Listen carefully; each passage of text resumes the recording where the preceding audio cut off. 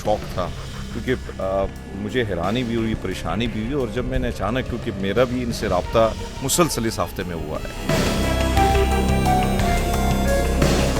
सना से मैंने जब कॉल की तो उसी तरह नॉर्मल हंसते मुस्कुराते चेहरे के साथ मुझे बोली, जी सर आप बताएं क्या करना है। तो मैंने कहा पुत्र, मीडिया की जो लाइफ होती है ना, सोशल मीडिया की बड़ी कम होती है। 4:05 का टाइम जो है वो FIR में लिखा गया है, जो उसका मर्डर का टाइम था। और आप बताने कि तकरीबन 3 बजे तक आप उसके साथ राब्ते में थे। यहाँ पर अंदर जाने के लिए जाहिर बात है डाउन घर है, नीचे किसी का घर है, वहाँ ऊपर जाने के लिए आपको ज़रूरी है कि आपकी इजाज़त के बगैर तो आप जा नहीं सकते हैं। तो इट्स मीन कि ये कोई जानने वाला था, इनका अपना ही कोई रिश्तेदार था, और फिर अचानक रातों रात मैयत लेके जाई गई है। तो मुझे ऐसा लगता है कि इस चीज़ को जो है उस तरह मीडिया पे हाईलाइट नहीं करना था, शायद फैमिली के मामला थे। उनकी वालदा मोहतरमा की जन्म से लिखा गया है कि एक नौजवान दुबला पतला सा जो है घर के अंदर दाखिल हुआ, उसके हाथ में वेपन था, वो मेरी बेटी के कमरे में गया और उसने उसके जो है सीने पर जो है 2 फायर मार दिए। वो लम्हों में जीने वाली लड़की थी, वो जिंदगी जीना चाहती थी। प्रॉब्लम हमारी ये है, अभी मैं सोशल मीडिया पर लोगों के कमेंट्स देख रहा था कि अभी भी हम जहालत की उस दुनिया में रहते हैं कि किसी के दुख को, किसी की तकलीफ पर हम जो है अफसुर्दा होने के बजाय, हम ताज़ियत करने के बजाय, हम उनके जख्मों पर नमक छिड़क रहे हैं।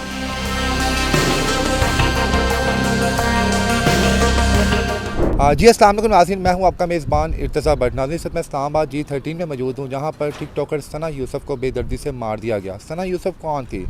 वो 17 साल एक खूबसूरत बच्ची थी जो अपनी चुलबुली हरकतों से अपने व्यूवर्स को हंसाती थी, अपनी डेली रूटीन की एक्टिविटी जो थी वो उनको दिखाती थी। बड़ा बेदर्दी से उसे मार दिया गया। 7 लाख से ज़्यादा उसके फॉलोअर्स थे। टिकटॉक पर आप उसे देख लें, आप उसे इंस्टाग्राम पर देख लें, बड़े बड़े ब्रांड की इंडोर्समेंट करते हुए नज़र आती थी। और वो जो बाकायदा तौर पे वो डॉक्टर बन रही थी। इस वक्त उसके जस्ते हाकी को जो है चित्राल की तरफ रवाना कर दिया गया है। इस वक्त हम उस रहायशगाह के बाहर मौजूद है जहाँ पर बेदर्दी से उसे मार दिया गया। किसने मारा, वो मारने वाला कौन था? जब हमने मोहल्लेदारों से यहाँ पर पूछा तो मोहल्लेदारों ने हमें यहाँ पर बताया कि वो बाकायदा जब बाहर आती थी तो उसने फेस पर बाकायदा नकाब किया होता था। हमने आज तक इसके घर के बाहर कोई भी किसी ऐसे लड़के को नहीं देखा, किसी ऐसी गाड़ी को नहीं देखा जिससे हमें लगा हो कि जनाब इसका करैक्टर कुछ ऐसा वैसा है। फिर वो शख्स कौन हो सकता है? इस्लामाबाद जिसे पाकिस्तान का सबसे सेफ़ सिटी कहा जाता है, यहाँ पर दिन दिहाड़े ऐसा काम होना, यकीन ही नहीं हो रहा कि यहाँ पर ऐसा कुछ हो सकता है। हमारे साथ senior anchor person Harmeet Singh साहब मौजूद हैं। आखिरी दफ़ा उनकी सना की गुफ्तगू हुई, इनके साथ इंतकाल से 2 घंटे पहले इनके साथ राब्ते में थी। तकरीबन वैसे भी वो इनसे जो है बातचीत करती रहती क्योंकि ये ब्रांड इंडोर्समेंट्स वगैरह के उनको काम देते थे। असल कहानी क्या थी, मेरे अकब में आप वो घर भी देख सकते हैं जहाँ पर उसका मर्डर किया गया। ये सारी कहानी कहाँ से शुरू होती है और वो शख्स कौन था, आइए इनसे बात करते हैं। अस्सलाम वालेकुम सर। बहुत शुक्रिया जिरते साहब। यकीनन बहुत ही अफसोसनाक ख़बर है, और ये मैं तो बिल्कुल शौक था, क्योंकि मुझे हैरानी भी हुई, परेशानी भी हुई। और जब मैंने अचानक, क्योंकि मेरा भी इनसे रब्ता मुसलसल इस हफ्ते में हुआ है, उसकी वजह यह है कि मेरे पास छोटे मोटे प्रोजेक्ट आ जाते थे तो मैं इनसे रब्ते में रहता। मैंने क्या किया, कल आई थिंक ये इनकी स्टोरी मेरे पास है, मैं आपको दिखा भी सकता हूँ। तो कल इनसे मेरा रब्ता होता है और मैंने ये बात की, मेरी छोटी बहनों की तरह थी, बच्चों की तरह थी। हमारी इसकी इतनी उम्र थी नहीं। वो टेलीविज़न पर वैसे आप ज़्यादा बड़े नज़र आते हैं, क्योंकि इससे पहले मेरे मॉर्निंग शो में भी मैंने को दावत दी थी। तो मैं इनसे ये रब्ते में था कि सना से मैंने जब कॉल की तो उसी तरह नॉर्मल हंसते मुस्कुराते चेहरे के साथ मुझे बोली, जी सर आप बताएं क्या करना है। तो मैंने कहा पुत्र, आपको रब ने बहुत प्यारा बनाया है। और मैंने कहा बेटा, ये जो मीडिया की जो लाइफ होती है ना, सोशल मीडिया की बड़ी कम होती है। तो मैंने कहा देखो, मैं जब आपको कोई प्रोजेक्ट दे देता हूँ तो इट्स मीन कि एक बड़े भाई की तरह आप उनको ले लिया करो, आपको फ़ायदा हो जाता है। तो हंसते हुए मुझे कहती है कि सर मैंने कब आपको इनकार किया है। तो मैं ये बात होती तो मैंने कहा ठीक है, फिर मैं आपको, मेरे एक दोस्त हैं, अच्छे से 2 दिन पहले भी मेरा रब्ता हुआ, मैंने इनसे बात की। तो उसने कहा सर मैं तो मेरे एक दोस्त थे, डॉक्टर साहब थे, डॉक्टर बुरहान। तो उन्होंने कहा यार ज़ाहिर बात उनको भी PR की ज़रूरत होती है। तो मैंने सना को कॉल की, उन्होंने कहा यार ये लड़की बड़ी वायरल है, अगर इसको आप बुला दें। मैंने कहा ये तो हमारी अपनी बच्चों की तरह, मैं बुला ही लेता हूँ।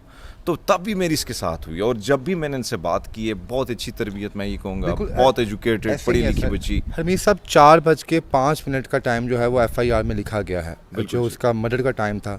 और आप बताने कि तकरीबन 3 बजे तक आप उसके साथ राब्ते में थे। तो ये उसका घर है, ये नीचे बेसिकली जो है उनके रेंट पे एक दिया तो- हुआ है उन्होंने। एक तो आपको ये भी बताऊंगा कि उनकी स्टोरी जो मेरे सामने लगी है, अभी मैं ठीक आपको है। भी दिखा भी देता हूँ, लेकिन इर्तज़ा आप मुझसे पहले भी पहुँचे हैं। जी जी सर। एक तो आपको पता है कि यहाँ पे जिससे पूछो कोई बात करने को तैयार नहीं है, और पुलिस आप देखें कि यहाँ से लाश रात को नानी के घर लेके चले गए थे, वहाँ से मैयत चतराल की तरफ लेके गए हैं।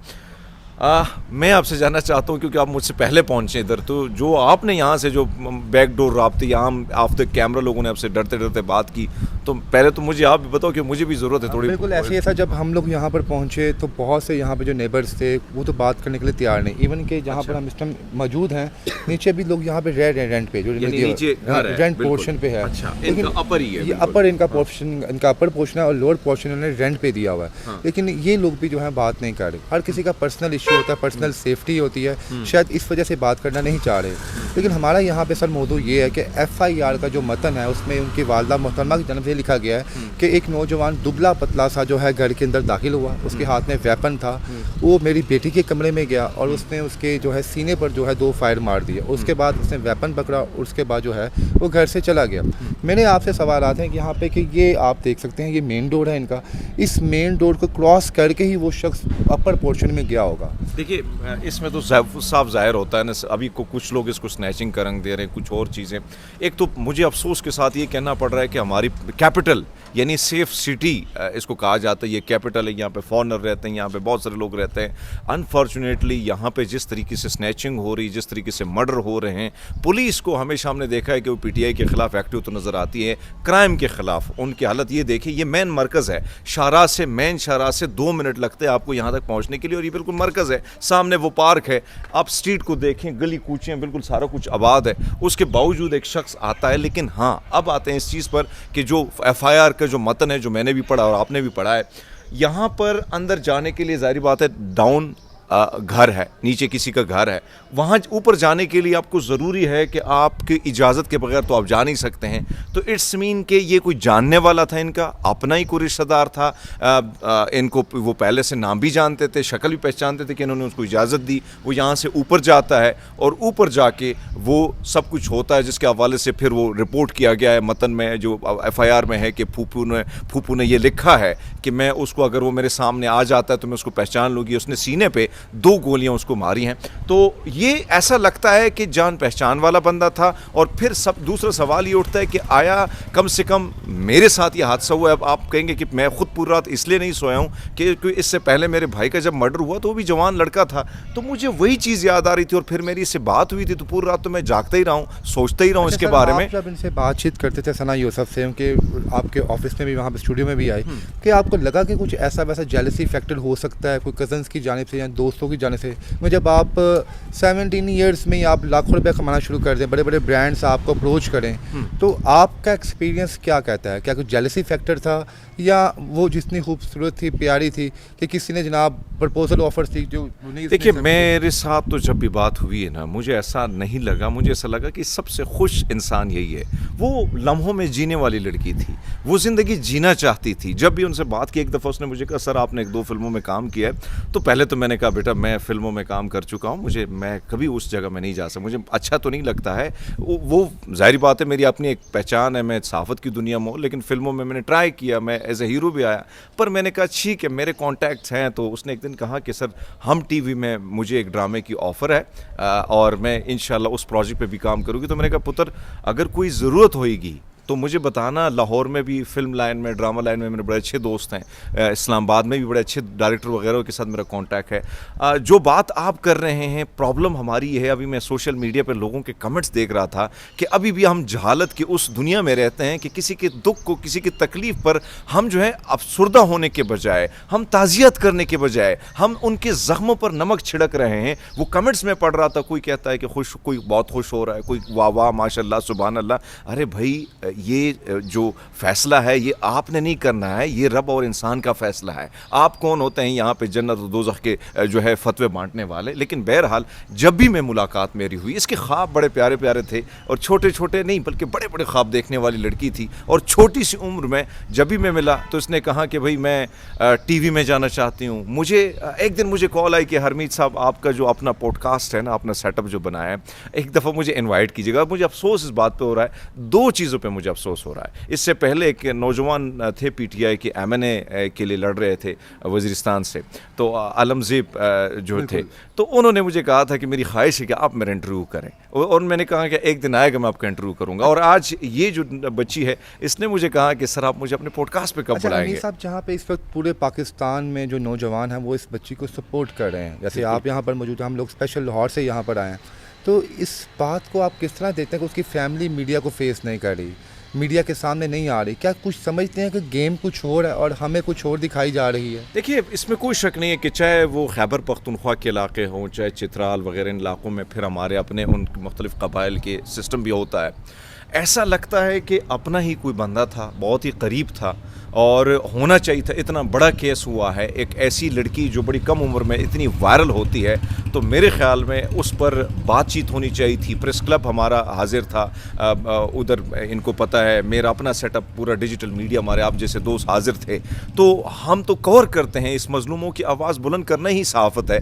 लेकिन ऐसा लगता है कि बिल्कुल न किसी से बात की गई, न बात करने की कोशिश हमने जब की तब भी बात ना हो सकी, और फिर अचानक रातों रात मैयत लेके जाई गई है। तो मुझे ऐसा लगता है कि इस चीज़ को जो है उस तरह मीडिया पे हाईलाइट नहीं करना था। शायद फैमिली के मामलात थे, क्योंकि जब ख़ानदानी मामलात हों तो शायद सोच विचार के बाद फ़ैसला करना होता है। हालांकि इतना बड़ा मर्डर केस होता है, होना चाहिए था बॉडी को लेके आप प्रेस क्लब की तरफ आते, वहाँ पे एहतजाज करते, सिविल सोसाइटी के लोग आते, सोशल मीडिया के लोग आते, सहाफ़ी आप जैसे आते, वहाँ पर उनकी आवाज़ बुलंद करते। लेकिन आप देखें यहाँ पे भी सन्नाटा ही, खामोशी है, और कल रात को भी सन्नाटा था। तो इंतहाई अफसोस का मुकाम है। और आपने बात की कि लोग सपोर्ट करते हैं, भाई हमारी बहन बेटी थी, और ऐसे लोगों की जो है मैं समझता हूँ कि हमारी रियासत ज़िम्मेदार रियासत ही है। इन मासूम बच्चों की मौत की ज़िम्मेदार जो है रियासत है। ऐसे इन्फ्लुएंसरों की दुनिया में हिफाजत की जाती है, उनको सपोर्ट किया जाता है, उनका ख्याल रखा जाता है कि उन्होंने अपने दम पर, इस अपने बलबूते पर वो यहाँ पे पहुँचे हैं, और ऐसे में जब वो यहाँ पे पहुँचे तो वो मुल्क के लिए बहुत कुछ कर सकते हैं। बड़े बड़े इन्फ्लुएंसर दुनिया के बयानियाँ बदलते हैं, दुनिया की खूबसूरती दिखा सकते हैं, लेकिन वो मासूम बच्ची अपने ही घर के अंदर जो है वो कत्ल की जाती है। यानी आप अंदाज़ा लगा लें कि इस्लामाबाद में अपने घर में भी आप महफूज नहीं है। साहिर में ये बता दें 16 आवर्स हो चुके हैं इस वाक़े को, और अभी तक कोई भी जो है तफ्तीशी अमल जो है सामने नहीं आया, ना इन्वेस्टिगेशन जो है पुलिस की इस केस पे कुछ सामने बयान उनका आया। क्या आपको लगता है कि जनाब के पकड़ पाएंगे उस मुलजिम को? ये देखिए, मुझे तो हमेशा पकड़ पाएंगे भी, तो क्या अदालत है हमारी, अदालतों में क्या जाके क्या होता है, बकवास है। मैं तो यही कहूँगा, एक हथौड़ा है चीफ जस्टिस के पास और कुछ नहीं रहा है। अब तो 26वें आईन तरमीम के बाद जिसका असर रसूख है वही अदालतों से अपने मनपसंद फैसले करवा लेता है। मैं कहूँ कि मैं खुद विक्टिम हूँ, मेरा केस इंटरनेशनली हाईलाइटेड हुआ है, इंटरनेशनल दुनिया ने उसको उठाया है, उस पर वज़ीर-ए-आज़म, साबिक़ वज़ीर-ए-आज़म इमरान खान ने एक्शन लिया था। आप मुझे बताएं, मेरे वो जो भाई के मुलजिम हैं, वो मुजरिम जो हैं, वो सरेआम फिर रहे हैं, तो अदालतों में जाएगा ये किस्सा। यहाँ पर अगर होता कानून सख्त किस्म का, तो इस तरह की बहन बेटियाँ जो हैं उनकी बलि ना चढ़ाई जाती, उनकी कुर्बानी नहीं दी जाती। हमेशा आपने देखा कि कुर्बानी सिर्फ हमारी बच्चियाँ ही देंगी, हमारी ख़वातीन ही देंगी, हमारी बहन बेटियाँ देंगी।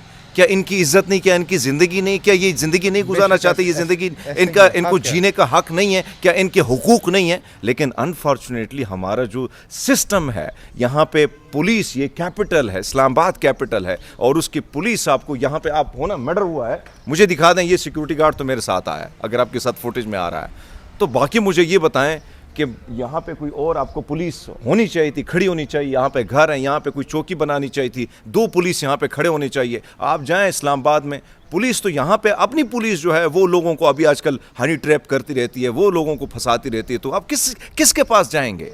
अदालतों के पास। अदालतों में तो आपका केस लगना ही नहीं है। पुलिस के पास जाएंगे, वो पहले तो आपकी एफआईआर दर्ज नहीं कराती है। एफआईआर दर्ज होती है तो 10 किस्से कहानियाँ कुछ ऐसे शिक्के डाल लेती हैं कि मुलजिम जो है, मुजरिम जो है, उसको बड़ी आसानी से जो है वो आसानी से वो छूट जाता है। नाज़रीन, आपने हरमीत सिंह साहब की गुफ्तगू सुनी, सीनियर एंकर पर्सन है, और मेरे अकब में आप वो घर देख रहे हैं। ये हंसता खिलखिलाता हुआ घर था, और ये बलाई मंजर जो आपको नज़र आ रही है, यहाँ पर सना यूसुफ जो है यहाँ पर वो रहायश पजीर थी, पर अफसोस की बात है आज वो इस दुनिया में नहीं रही। इस कहानी में आप क्या कहेंगे? वो लोग जो नेगेटिव कमेंट्स कर रहे हैं उनके बारे में आपकी क्या राय है? हमें कमेंट सेक्शन में लाजिम बताइएगा। इसके साथ ही मुझे आप इजाज़त दें। अल्लाह हाफ़िज़।